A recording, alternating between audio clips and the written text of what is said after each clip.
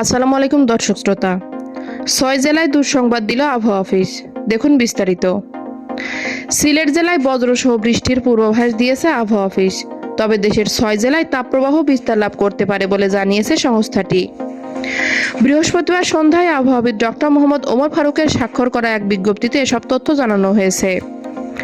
প্রিয় দর্শক, আমার এই ভিডিওটি যদি আপনার ভালো লেগে থাকে তাহলে লাইক, কমেন্ট ও শেয়ার করতে ভুলবেন না।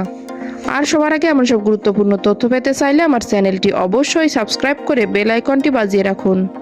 ধন্যবাদ। যশোর ও চুয়াডাঙ্গায় আজ দেশের সর্বোচ্চ ৩৭ ডিগ্রি সেলসিয়াস তাপমাত্রা রেকর্ড করেছে আবহাওয়া অফিস।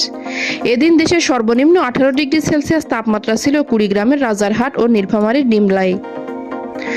আবহাওয়া অফিস জানিয়েছে, ফরিদপুর, রাজশাহী, পাবনার ঈশ্বরদী, খুলনা, যশোর ও চুয়াডাঙ্গা জেলার উপর দিয়ে মৃদু তাপপ্রবাহ বয়ে যাচ্ছে। সেটি বৃহস্পতিবার সন্ধ্যা ৬টা থেকে পরবর্তী ২৪ ঘন্টার বিস্তার লাভ করতে পারে। এছাড়া আবহাওয়া অফিস আরও জানিয়েছে, আগামী দুদিন সারা দেশে দিন ও রাতের তাপমাত্রা সামান্য বাড়তে পারে, তবে পরের ২৪ ঘন্টা তাপমাত্রা প্রায় অপরিবর্তিত থাকতে পারে। এদিকে সিলেট বিভাগে ঝড় বৃষ্টির পূর্বাভাস রয়েছে। আবহাওয়া অফিস বলছে, আগামী ২ দিন সিলেট বিভাগের ২-১ জায়গায় অস্থায়ীভাবে দমকা অথবা ঝোড়ো হাওয়া সহ বৃষ্টি অথবা বজ্রসহ বৃষ্টি হতে পারে।